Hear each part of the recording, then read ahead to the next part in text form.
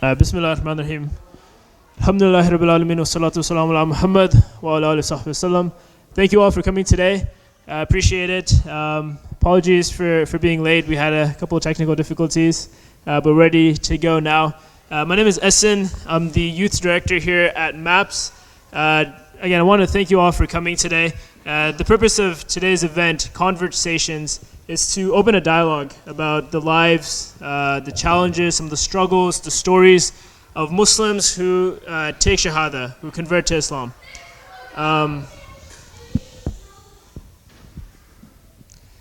So the idea of the event is multifold. We're going to have a talk by Dr. Michael Perez. I'm going to introduce him in just a bit. And after the talk is going to last for about 30 to 40 minutes. We're going to break out into small group sessions. So there are Muslims who have converted to Islam in each group, and brothers and the sisters group. We're just going to get together and we're going to have a talk. We'll talk about some of the challenges that they face, some of the solutions that they have to make the mosque more accommodating for Muslims who convert to Islam in the future. I wanted to introduce Professor Michael Perez. He's a professor in anthropology at the University of Washington. It feels like he's been at every major MAPS youth event. It's because he has. He's a very talented speaker. He's a very useful individual in the community, and we want to make use of him whenever we can, inshallah. He's going to be talking about some of his experiences and some things that we can reflect on of what we can do as a community to better serve individuals who have converted to Islam. After this, again, we're going to break out into small group sessions. We'll take a break for Maghrib. And right after Maghrib, I will encourage all you guys to head over to the gym, not before Maghrib, because it's a surprise, and check out some of the presentations that our youth group have made. And this is just an incredible group of individuals. Many of them are going through AP exams right now. They're going through other exams, and they stuck through it, and they were able to present on either famous American Muslim converts or strategies that the mosque can take to improve or accommodate American Muslims now and in the future, inshallah. We also will have some videos that some of our youth group members have made, and we're going to finish off with a spoken word by Sister Minna, which we're all looking forward to, inshallah. So again, that all is going to be after Maghrib, so please be sure to head over to the gym after you've prayed. Without further ado, Michael Perez. Assalamu alaikum. Thanks for having me again. It's always nice to be back in the masjid. It's always an honor to be included through Ahsan.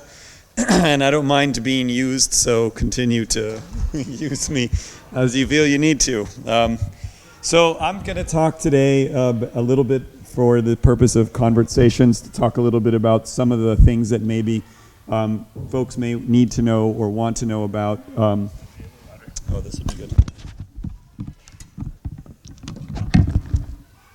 I'm going to try to speak to some maybe general issues that relate to being a convert in Islam.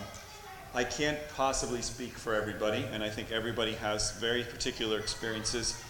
You know, we're all coming from different cultural, ethnic, gender, class backgrounds. We're always a diverse group of people, and it's not easy for one account to really do all the labor of saying what a convert goes through. But nonetheless, it does seem to me, from the people that I know who are converts, and from looking at seeing what people are posting, as Muslim converts are posting on forums and different articles and essays about what they've been through, there are some sort of themes that emerge that I think are worth trying to engage a bit. Some of them that resonate very deeply with my own experience. Some of them maybe don't, but nonetheless, I'm going to try to give you a kind of general picture of some things that maybe as a community we may need to think about in order to improve how we receive converts, how we support converts, how we learn from converts, etc. How to make it a more inclusive space, which is always kind of, I think, the goal here, is to try to create spaces where everybody is included in some way or other. And I kind of have three large sort of themes for the discussion.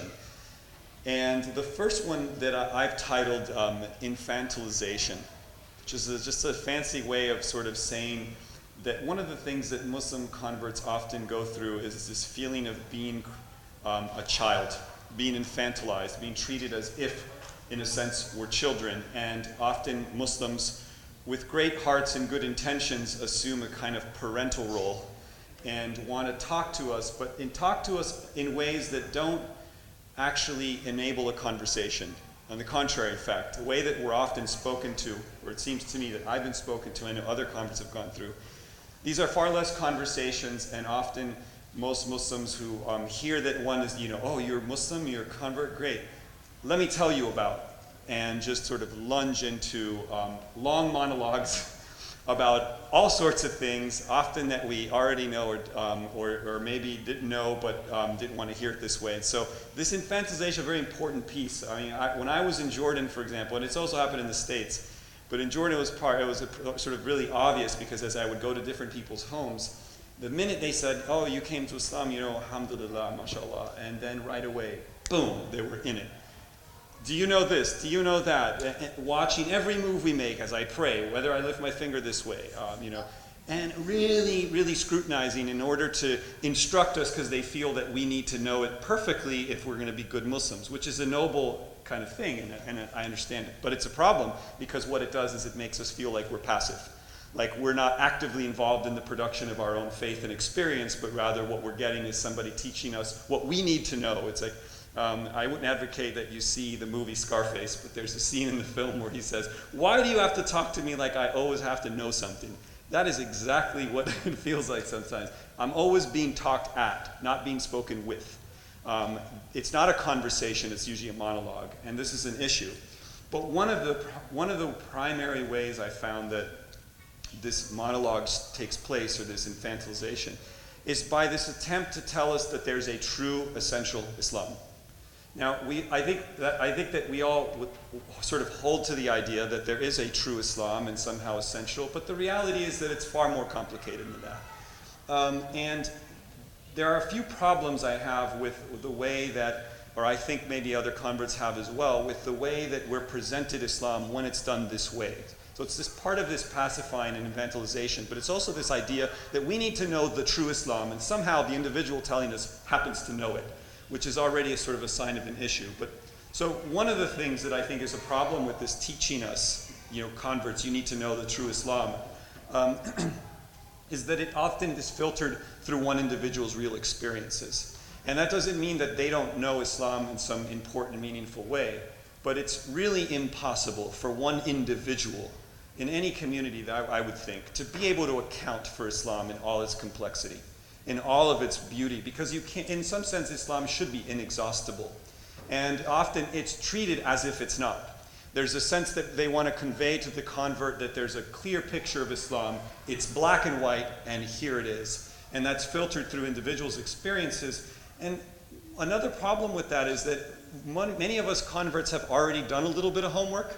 That's primarily how we get to the mosque in the first place. We've done some studying, various forms of study. Maybe we don't have the practical experience yet, so we haven't done a whole lot of praying or participations in sort of rituals, but we kind of have this textbook sense.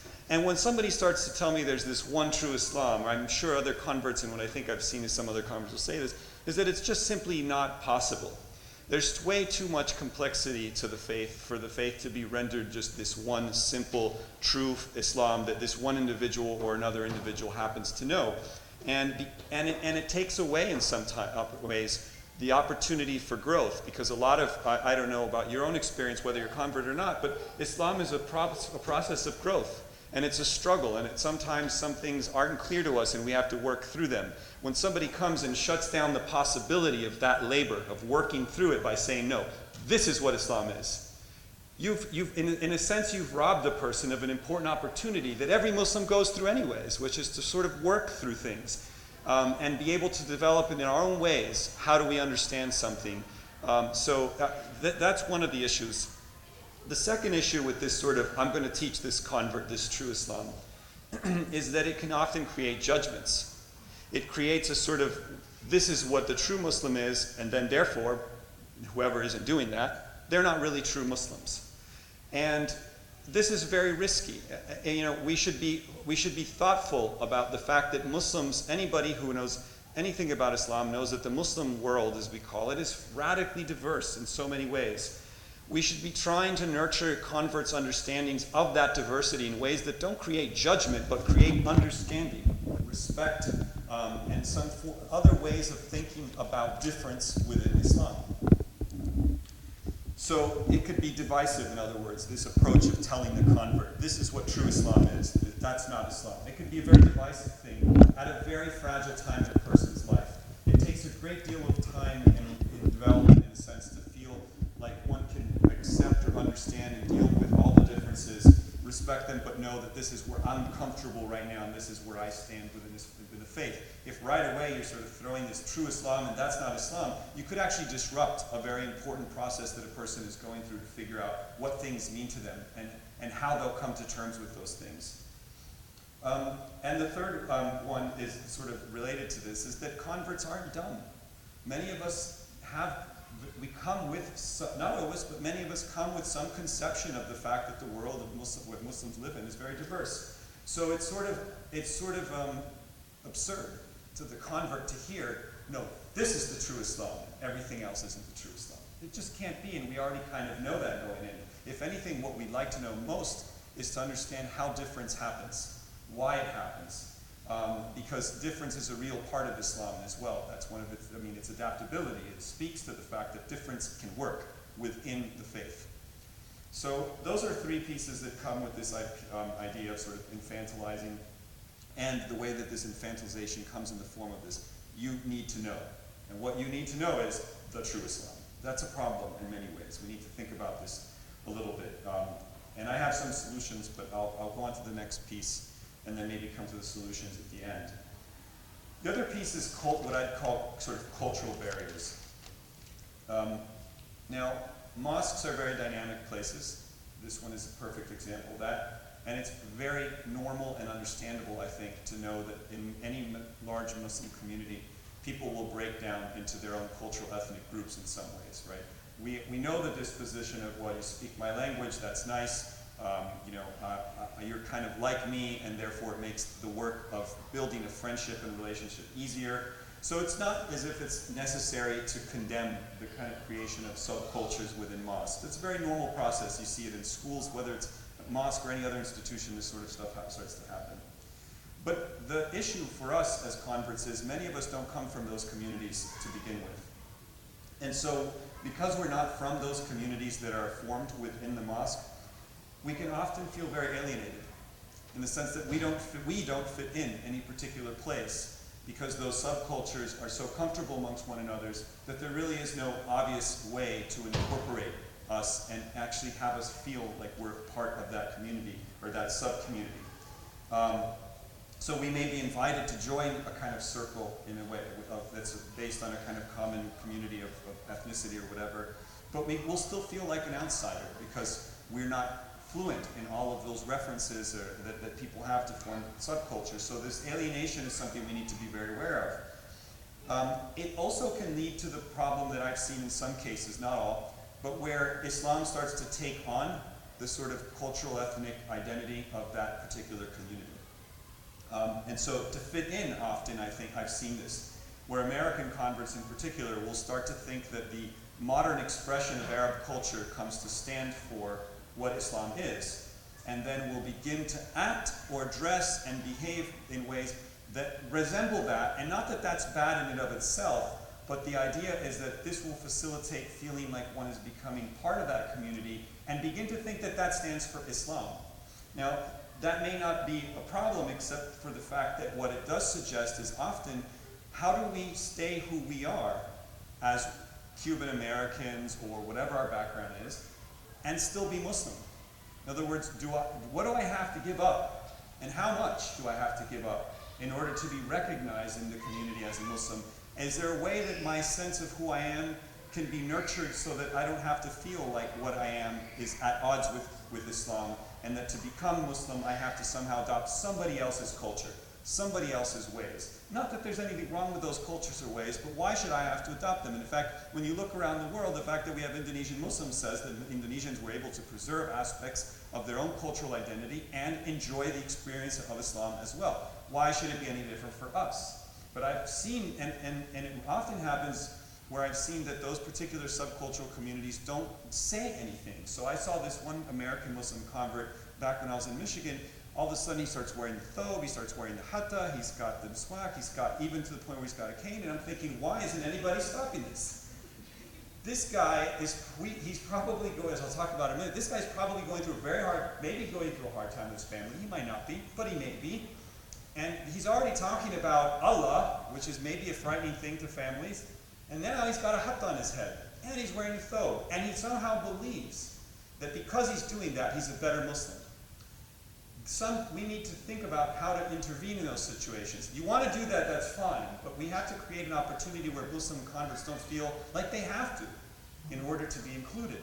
That we can be who we are when we got to the mosque, and that we can incorporate Islam into our lives in a way that keeps the sense of who we are and continuity, and that we feel included as such, rather than feeling that we have to give something up, which is one of the biggest problems here, is this sense of that we have to give something up when we shouldn't.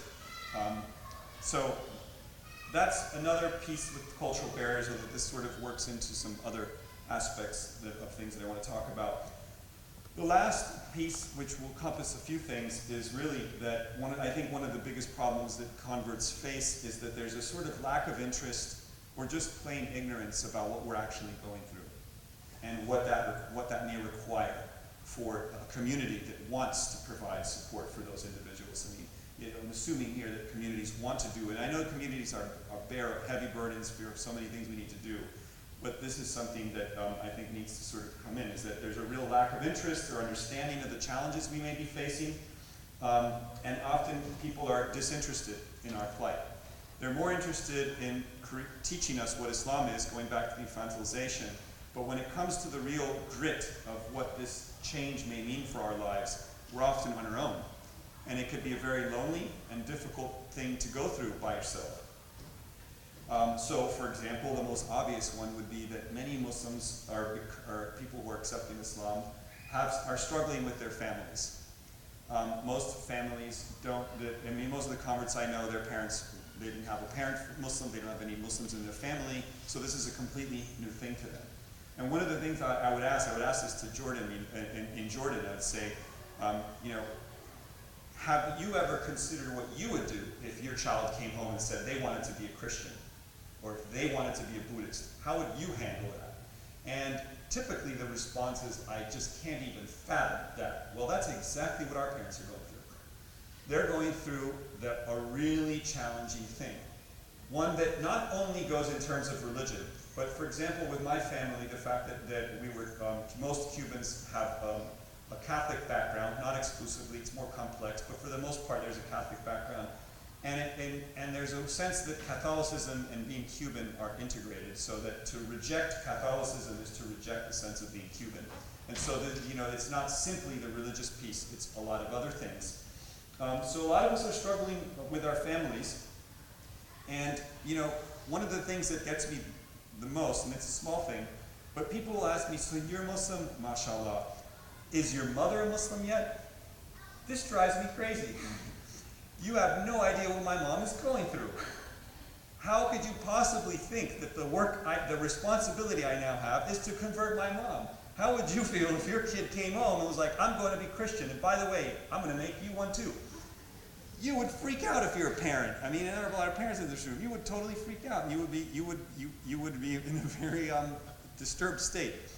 So don't ask us if we're converting our parents.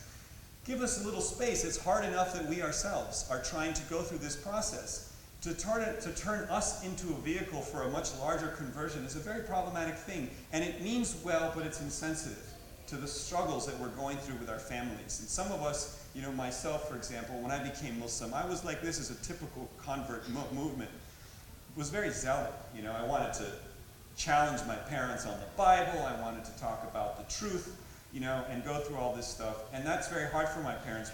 We put our parents through stuff that in hindsight I now know we shouldn't have. We should have been a bit more humble. But it's very common for us to be very excited and zealot. And sometimes that zealotry gets us through the struggle because we need to toughen up so we can kind of plow through it and confront the difficulty because we know we're going to bear a lot, and sometimes that zeal gives us the energy to actually bear it. But we as the community that is not a convert should be not asking us if we're converting our parents, but asking us, how can we make that easier for you? How can we help so that your parents don't feel that where you're spending your Friday nights, instead of going out with friends, which many American parents, for example, would expect them to be doing, say, I'm at the mosque on a Friday night, that may shock them. What can we do to make this better for you and for your family?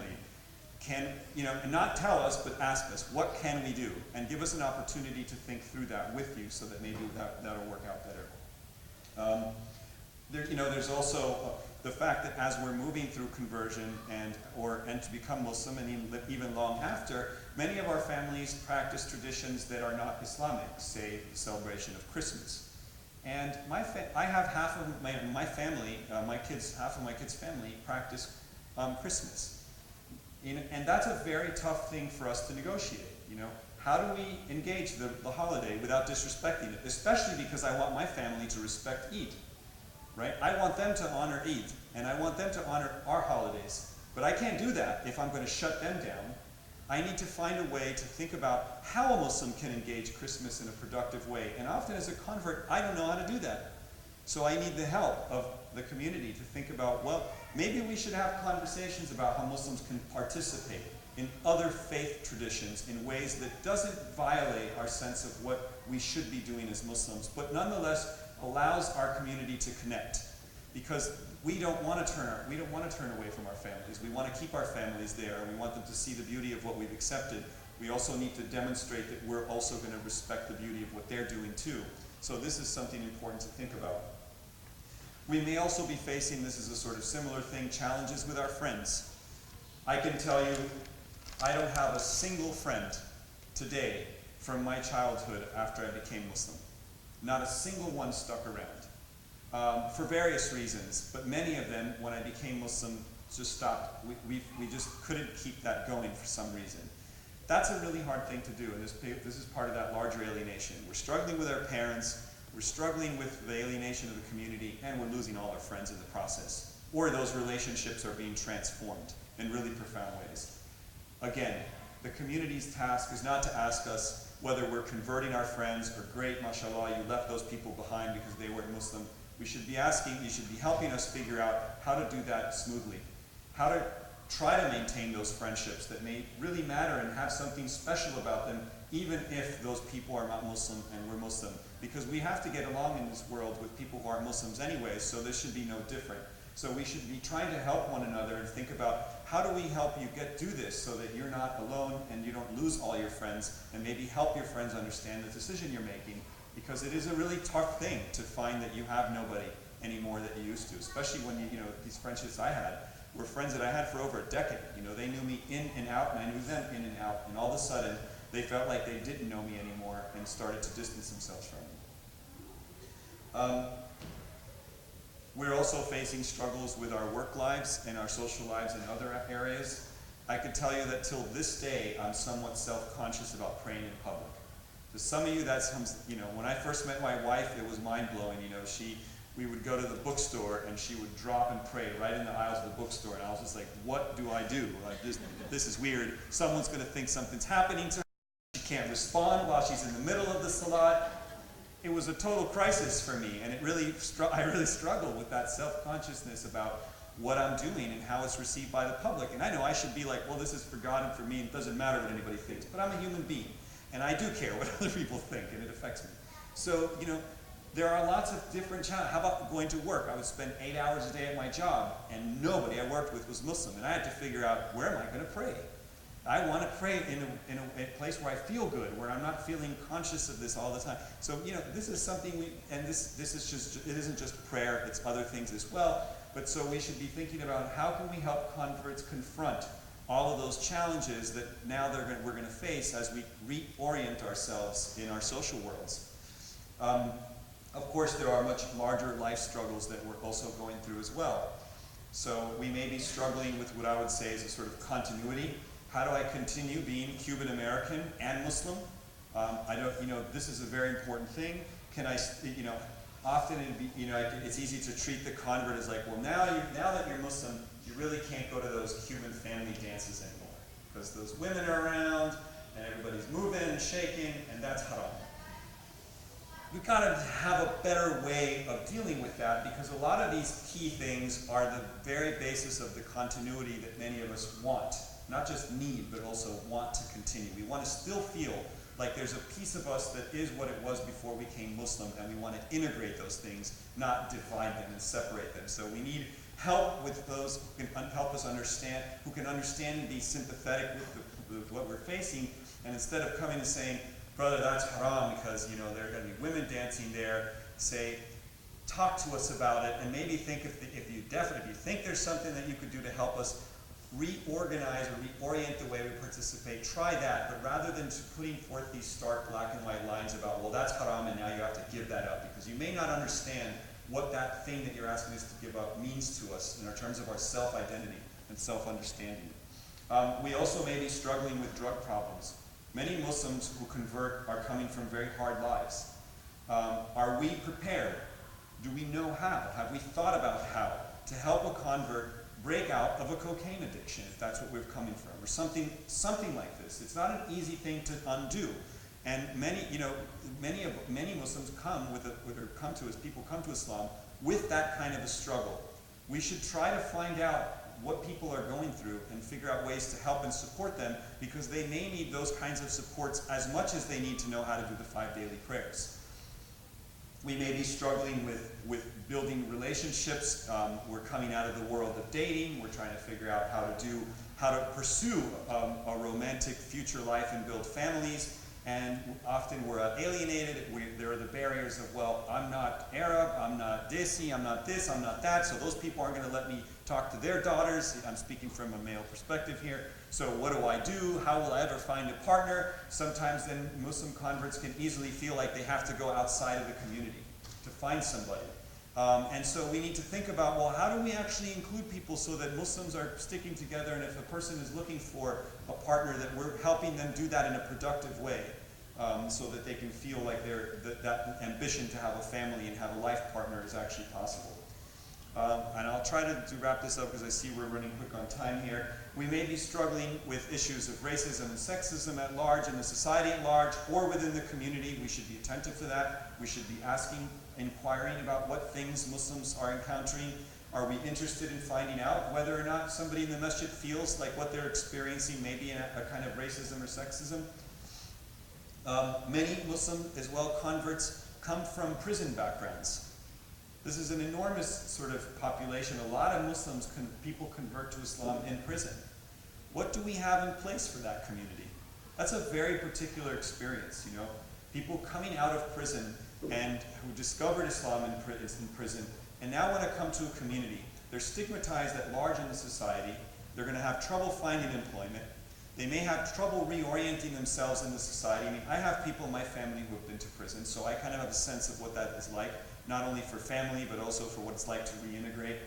What are the steps we're taking to assess the needs, in other words, of our convert community? And what can we do to together put in place something that helps respond to those particular needs? And I know that as a solution, one great example, and of course this is part of what they do, but at the Iman Center in Chicago, the Inner City Muslim Action Network, had two sort of programs that I know that were in place. One, they actually built a kind of transitional housing. It was right across in Chicago from their offices. And they had a home there where Muslims who were coming out of prison would come and share that home. They'd be all amongst other Muslims. And they would have a kind of guidance person from Iman helping check in and see who himself was a formerly incarcerated person, who's checking in to say, how are you guys doing? Because it's hard to live Islam, right? It's not easy. It's hard. And if you're coming from that background, you know, it's even harder. And so they built this home community so that Muslims can come out of prison, be with other Muslims, and build a kind of nourishing environment where they can support one another. The other program they had, which is called the Green Reform Project, Green Recovery Project. And they were actually buying foreclosed houses and properties within poor neighborhoods, and then having the people who were formerly incarcerated rebuild these homes in green ways, in ways that were more ecologically friendly, helping them achieve the skills from building those homes so that they can either live in those homes eventually, or they can use the skills that they learned from that to then find employment in construction. And I'm sure I'm not doing justice to the whole program, but the point is, the Imam Center was thinking about that. They weren't just saying, mashallah, you're a Muslim. They were saying, mashallah, you're Muslim, what can we do? How can we help you? And this was a very critical thing, and it's really, they're light years ahead in some ways of what many Muslim communities are actually doing. Are we okay on time, Hassan? So I'll just present a few solutions to some of this stuff that are practical and hopefully practical. But so going back to the infantilization piece, I think that, and we have a library here, and I haven't looked deeply at it, but we should have libraries for Muslims. We should think about building up robust resources. Sometimes those pamphlets I find scattered throughout Muslim America are often very poorly done and don't really do justice to what the faith is. We should be thinking about what's in our libraries and what we can include that might be useful to converts. To do that, it often means asking them, what are you interested in knowing? How can we help bring the resources that you might need? Do we have, for example, a list of internet resources that help converts distinguish excuse me, between those that are less reliable and more reliable, and why? I mean, many of us don't have a sense of how to discriminate between what is more authoritative versus less authoritative, and why.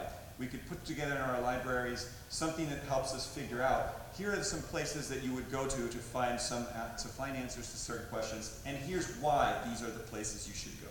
Rather than just saying, no, this is the right one, or did you hear Imam so-and-so?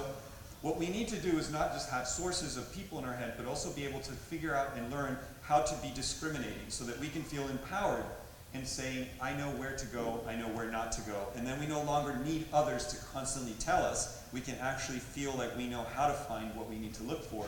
And that's much more, in the long run, that's a much better process than simply saying, this Imam here is the one you need to listen to, or this is the book you need to read. We should also create spaces for converts to meet and interact. I think that's one of the things Hassan's been doing. I also want to recognize Sam and his collective effort with Wasat. Wasat is an incredible space for Muslim converts to be in, not just converts, but for converts in particular. We need to provide spaces and activities and things that enable converts to come together, because we do need each other in some ways. And one of the things that's kind of funny too that I just say on the side about converts is that I know the infantilization is happening because I know with converts, I never ask them why they're Muslim, and they'll never ask me. So there are lots of Muslims, people who became Muslim like me, and I don't know how they became Muslim, and I'll never ask them. I'll let them tell me when they're ready. But that tells me that there's a sense that we're kind of exhausted in telling everybody the grand story about why we became Muslim. And I don't fault people for wanting to know, but I'm just saying sometimes it's burdensome. And we want to have spaces with converts precisely because there's a sense of mutual understanding about what we need, what we're going through, and how we might be able to learn from one another. So mosques can help by just facilitating those spaces, creating opportunities for us to get together, interact with one another, and hear and learn from one another.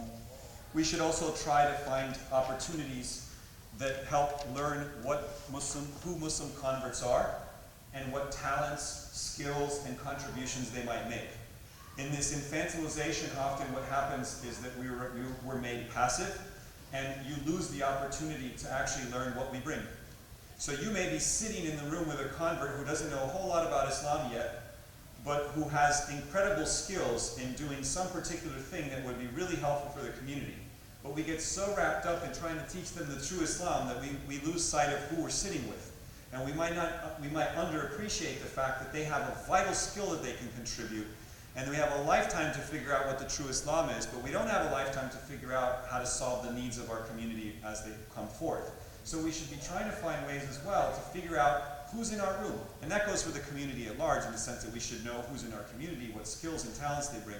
But converts especially, because converts, you don't know where we're coming from, and we might have really incredible things that we can bring forth, but because we feel slightly alienated and we're still learning about Islam, we may be a little timid, and it requires you all to come to us and say, who are you? Where do you come from? What have you gone through? What would you like to see, and what can you do in this community to help build that? So incorporate us, make us active participants, and tap into the talents and capacities that we have as people. Yeah, and I think I could stop there, and I'll leave it to questions and answers. So thank you so much for listening to me again.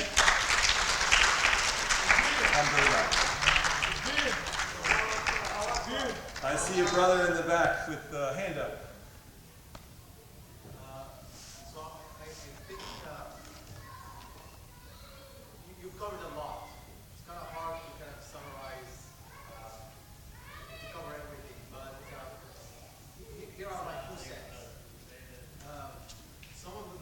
Some of the greatest, I guess, involvements that happened within Islamic society, especially in Andalusia, for example, happened because of converts like yourself that came into the fold of Islam and literally revolutionized the thinking of the society they lived in. And they were leaders in that sense. So it's a two-way street. I think we have a lot to learn from it. There's a lot for you to offer. And at the same time, we have a lot to offer you too, like you presented. One of the most beautiful things that you've presented in what you talked about is a solution. You didn't just raise the problem, said these are the problems, but you also put forward some proposals and solutions to come to a point where this is practical and not just like exchange of ideas. I think a group of you should be running here at MAPS to hold a position.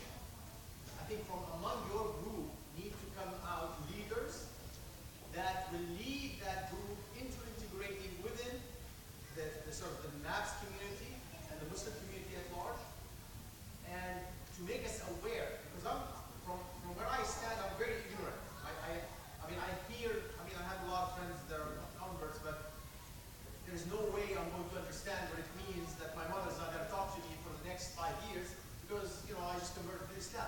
It's just like hard to kind of, absorb. So I think you need to you guys as a group to come because you have come from one platform, produce a leader from among you. That leader comes and have a position here at MAPS, and you have a vocal voice. You're able to connect directly with the community. Raise the concerns that you have. You will raise some very, very legitimate concerns. That's one aspect I wanted to raise. The other point We have to give others a chance to. If you ask the question. Sure. I just want to close with this. I apologize. So the other is basically you said, there are dances that happens within your culture. There are things in your culture that are hard to kind of disconnect from. So and I'll summarize by saying this: there are things that are haram, and nothing is going to change that. Looking at a woman, twisting in front of you is not halal by any means. It can't be halal. There's no way that can be halal. Having said that, there are many aspects of fiqh that are available for us. For example, some scholars say that music is haram. The Qur'an say that. Their students say it's halal. And there are some scholars that say that it is halal. So you can take that part of fiqh that is easier for you in order to use it, so in order to adopt into Islam. Okay, I'm going to have to if that's okay. Thank you, brother. Thank you very much. If we have any more questions for Dr. Perez, you guys can ask now. I did want us to break up into those smaller groups. Sisters, we have, I think, 1 or 2 Muslimas that are converts. All right, it's okay. So the idea again is for you guys for us to all just break up into groups. We actually have a couple Muslim brothers here that are converts, and just kind of talk about what we learned today from Michael's presentation. I also wanted to give a chance to Sam Chesna to give a little talk about Wasat. And Michael introduced the organization, and he's talked a lot about things that we can do as individuals to support Muslims who are converts. And this is an organization, this is a vessel that is going to be it's already doing incredible things, and it's, the sky's the limit for the organization. So I'll let Sam Chesna just talk about that for a little bit. Afterwards, we're going to break up into those small groups, pray Maghrib, and then we're going to head over to the gym. Please wait outside the doors until the youth group are ready to present. We'll open the doors and you guys can come in, inshallah. Assalamu alaikum. I'm not trying to get a quick or nothing like that.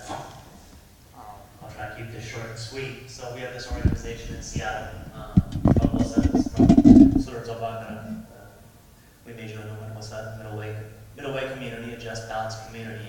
What our purpose is and what our intention is to create an intentional community of people from different paths, and I say that meeting people at the level that they're at. And some of our inspirational organizations that we look to, one of them, Dr. Perez mentioned with Iman in Chicago, another one's Talith in the Bay, and there are several other smaller, less notable communities, and even within that we take inspiration from. But one of the things that's really important to us is recognizing our ancestors and the people that came before us.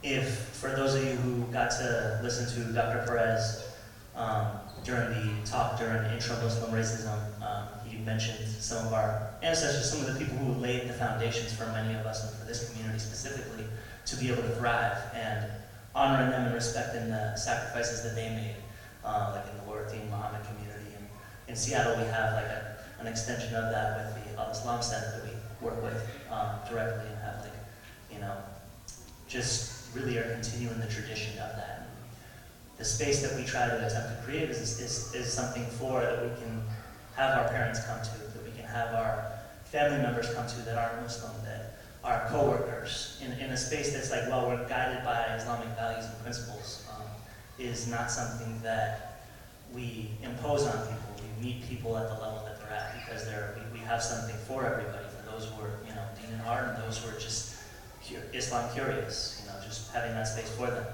So that's the organization that we have in Seattle. I don't want to take up too much time, I apologize. Thank you. The website is wearewassup.org. We update it from time to time. Hit us up on Facebook.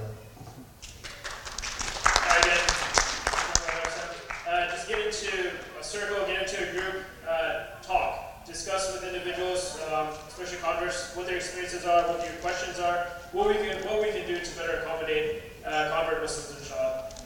And so we're going to go ahead and do that until Maghrib, and then we'll head over to the different shop.